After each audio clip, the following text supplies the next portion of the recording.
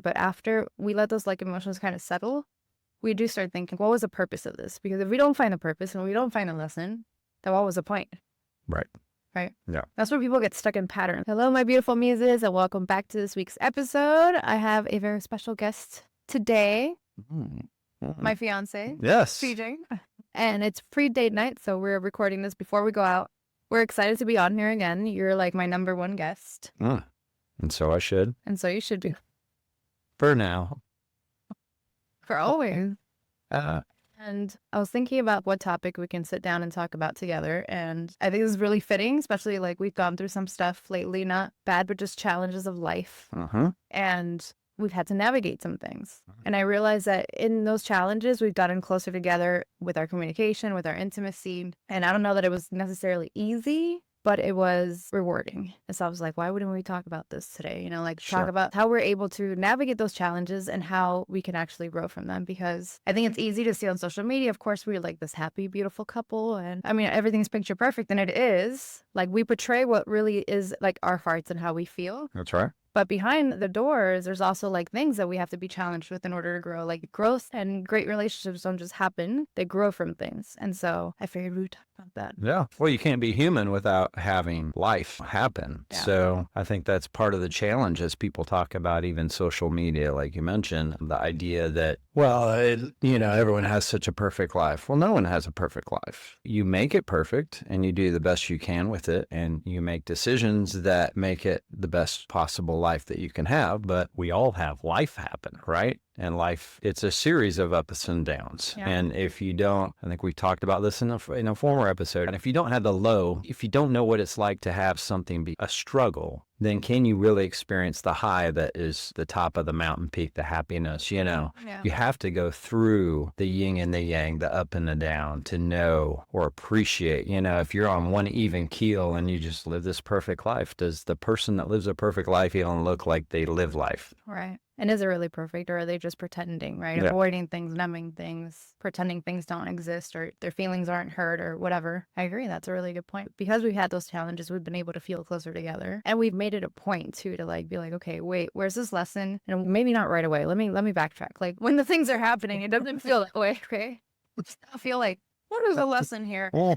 We are ready to go into the lesson. Now, there's obviously emotions. Emotions get heightened. There's time to process. We're both super emotional water signs. And so we feel things deeply. And so we need to process things. And like now I know how you process things more and better. Right. And I think you do with me. And so like when the things are happening, when the challenges arise, whether it's miscommunication, if somebody hurt somebody's feelings, or something happened that we didn't enjoy, during the height of the emotion, that's not where we find the lesson. But after we let those emotions kind of settle, we do start thinking like, what was the purpose of this? Because if we don't find a purpose and we don't find a lesson, then what was the point? Right. Right. Yeah. That's where people get stuck in patterns. I realize that. Like I thought about this earlier today. It's like we get stuck in patterns in relationships when we have the same fight and you argue about the same things because you're not learning the lessons.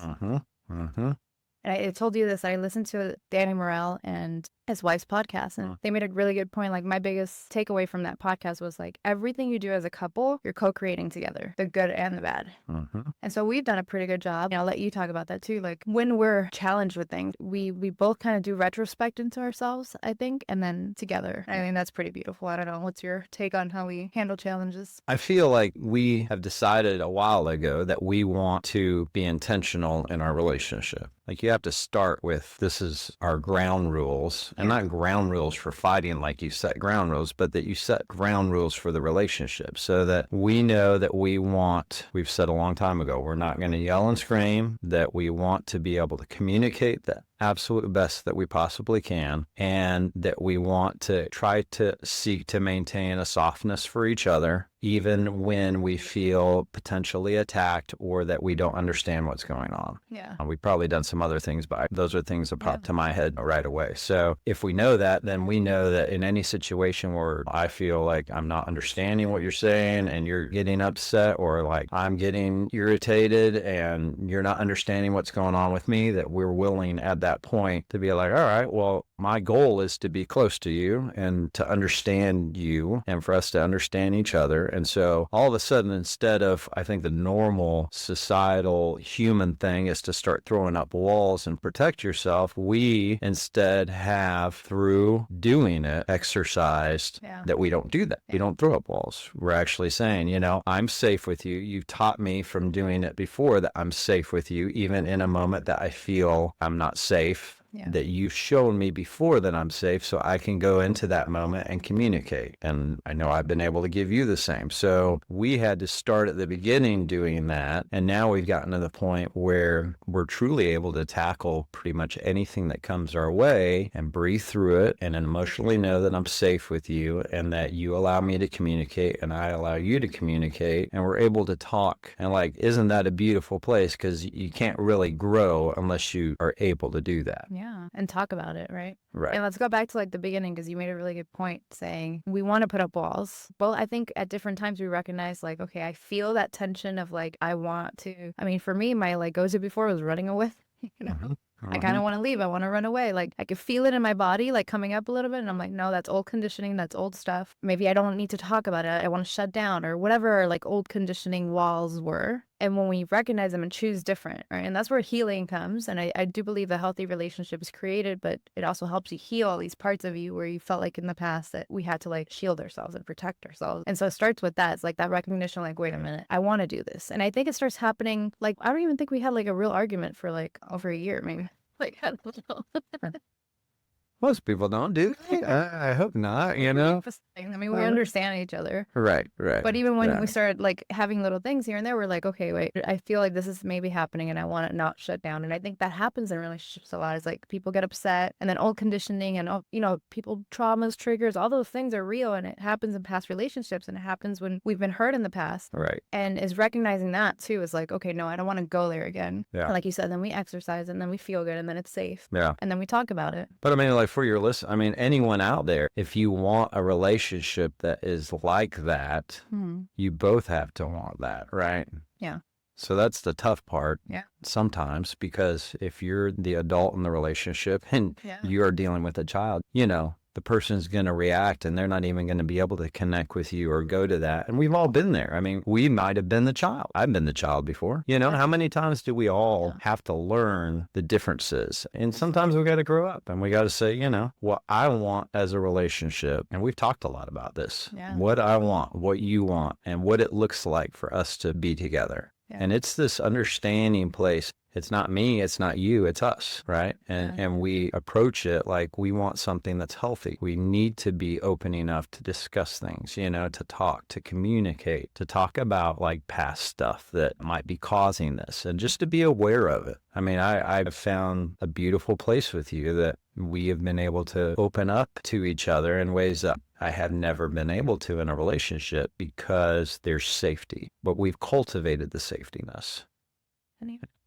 Never felt safe before. It really hasn't, you know, and like you said, I think it's give and take. And like, I'm sure in the past I haven't been the healthiest and I know I haven't been the healthiest. And so that's hard to do, right? When we're not able to go there. And it wasn't the right people either, right? They were there for being lessons for us and growth opportunities. Like if you don't grow and you don't learn from those lessons, then you just keep repeating them. Another thing I think we've actually just done recently is that we have enough self-awareness, and it kind of like piggies back off where you were saying. You have enough self-awareness to be like, wait, okay, maybe this can be coming from my own stuff. And then back to the co-creation thing too that the podcast says. And then I can be like, okay, well, I'm reacting like this or acting like this because it's my own stuff too. And then we get to see the problem for what it is, right? It's like we're two people that come together, but we each have like our baggage and our crap and like our traumas and our triggers, and they're going to collide sometimes. It's just natural and normal for it to collide. But can we have enough self-awareness to be like, well, this is where it's coming from. It's not where I want to go. This is not the relationship I want to have, or I don't want to feel this way, but can we be vulnerable enough to say it and not let it be like oh, I'm this way and this is just who I am because of this, you know? And some people do that. Never heard that.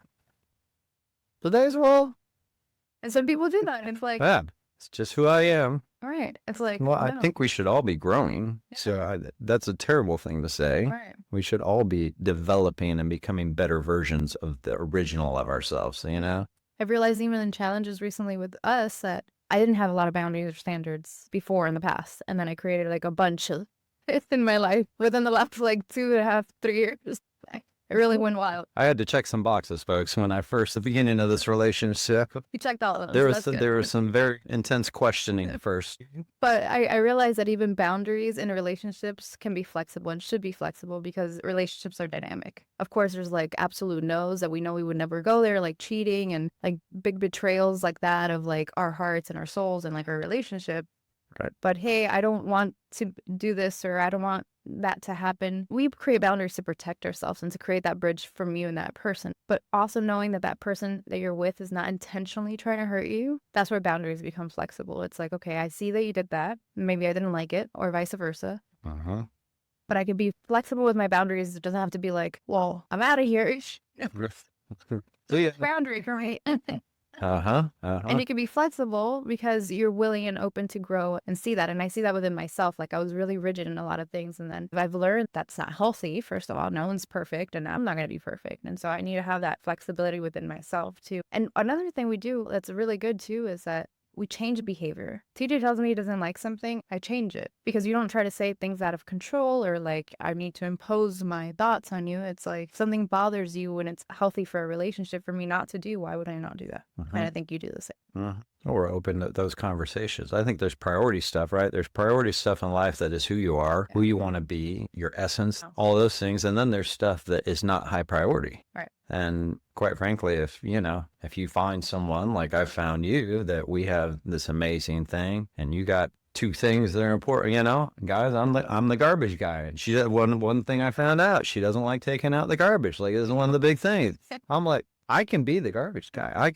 I have no problem. Like I was like, all right, that wasn't a high priority on my list. I don't care about it. I can be the garbage guy. I can be the dish guy. I can handle some things around, there are some certain things that, and we have fun with it. But at the same time, like, instead of you just expecting it, you communicated it with me, things like this. And it's a funny thing. Of course, it's the but like, you're like, man, this is just one of those things. I just don't like dealing with it. And I'm like, all right, no problem. I can deal with that. And then isn't it cool that through simple communication, we were able to like handle something, and that can be a trivial thing, but you can go to the umpteenth of all the things that we all have in our lives that are important to us and have priority, that why not just communicating just a little bit of something that's important to you, that your partner's willing to be like, man, I can totally show up for you that way. And then it's like, I love doing that because I know it's important to you and it's a way that I can show that I love you, right? So that makes my life so much easier. That's so much better and less dirty.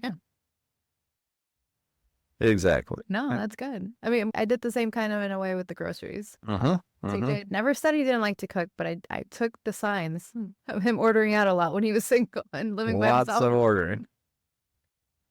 The delivery people knew, hey. Yeah, Takeout Central. Good to see you again. Oh, geez. And so almost a first name basis. Oh my gosh.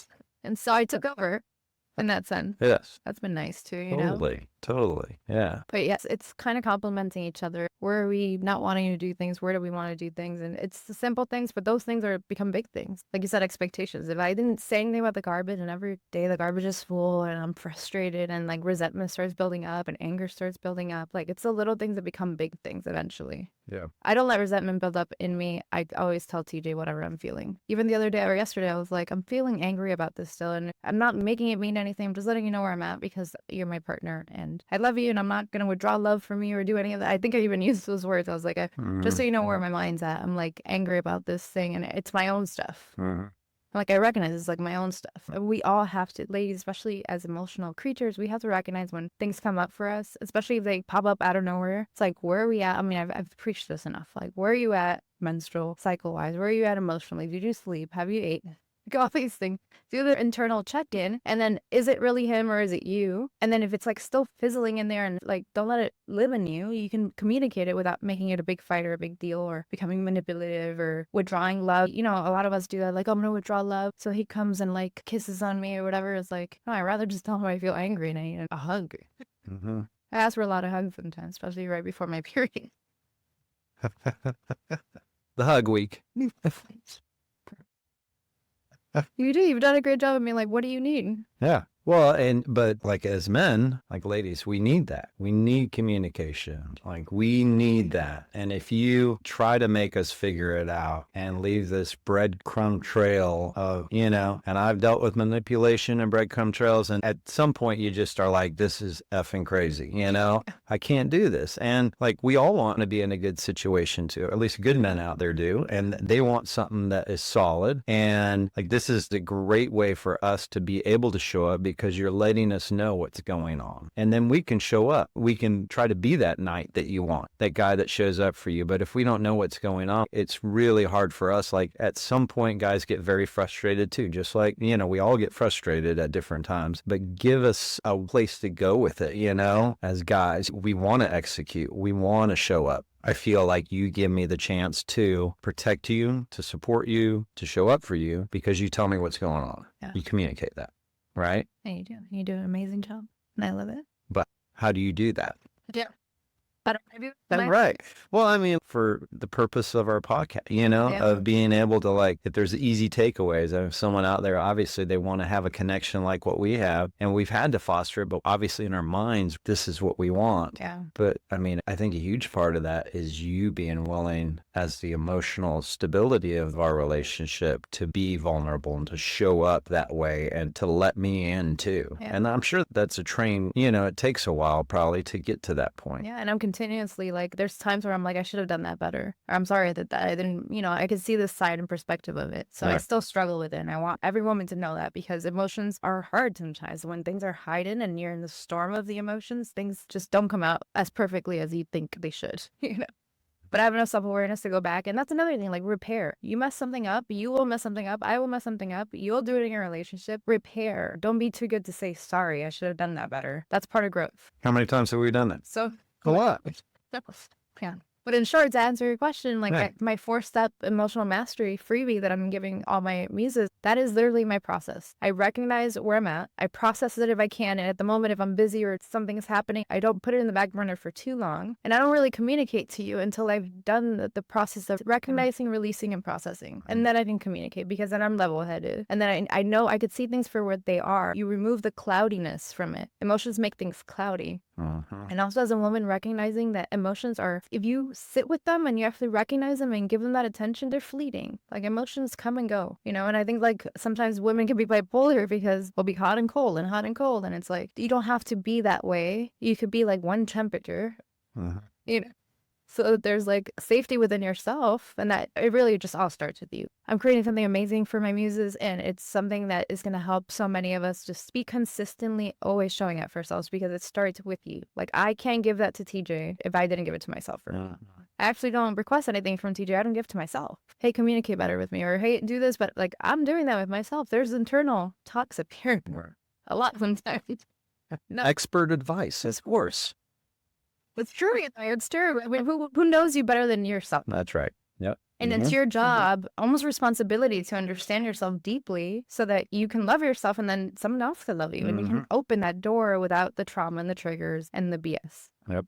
Totally. And I feel like because we were able to do this and consistently, even when we mess up and we don't do it perfectly, we have grace for each other. That's a big one. I think we've had a lot of grace for each other. And I would say we brought God into our life together. God's been a big part of your life for a long, long time. I've made it a big part of my life recently, but bringing him even close to us has made me feel even closer to you when we have challenges. Yeah.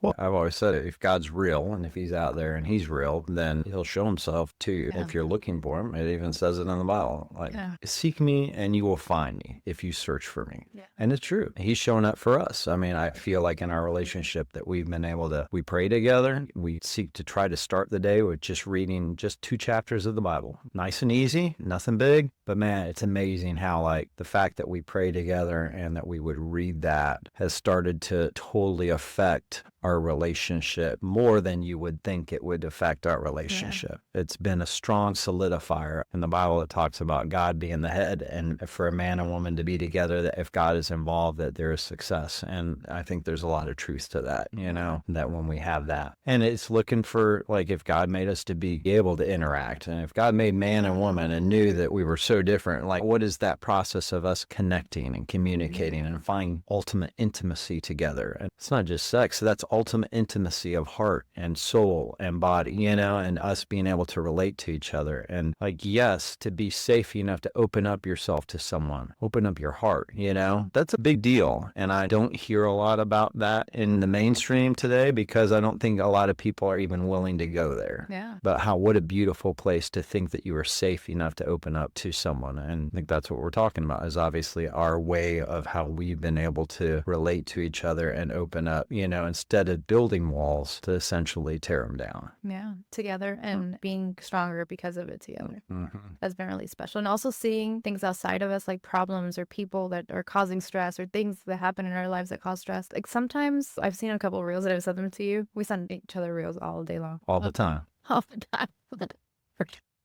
But it said, like, when a powerful couple gets together, the devil will try to break them down. And if you're not strong together, if you don't have a strong foundation, if you don't have a strong mind, if you're not resilient in your emotional being, and if you're not, like, ready to combat that together, it will tear you down. Because there's plenty of people that are jealous, that are wanting to cause problems, or wanting to do things to just kind of divide, and they don't want to see that. They don't like seeing that. They can't relate to that. They think it's not fair or whatever, you know, whatever people's traumas make them see. And that's helped us also be like, okay, we're together on this. We've cultivated a relationship first type of life. Like we put our relationship first, and we realize like anything we do to, like, it's together, right? There's a challenge, if it's stress, it's whatever, like how can we see this together? How do we head on together on whatever is happening?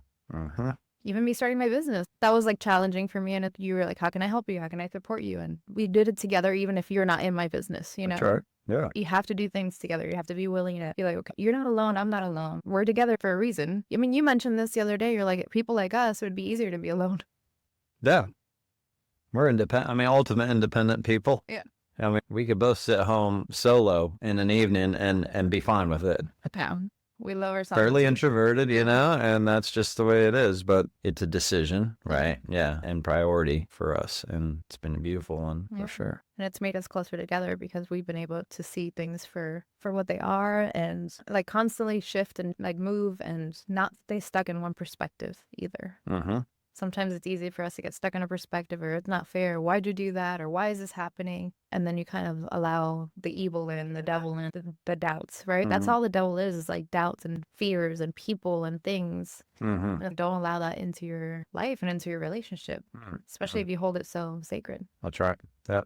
Well, it's making, and even at the church we go to this past Sunday, you know, Mike was talking about how the connection of your heart and your mind and the spirit in you, and just how, like, when you aren't in tune with your heart and mind, how troublesome that gets. But when you're in tune and when you prioritize the things that are important and you use both your emotions, but also your thoughts together to head in the right direction. I really think there's so much good stuff in, like, you could dive a lot deeper in that subject. The idea that we're not just going emotionally, we're also thinking, you know, this is our whole relationship is everything put together. It's not just one-sided. Yeah. And it's a daily choice. And at the end of the day, like, both of us want to just cuddle up in bed and be happy.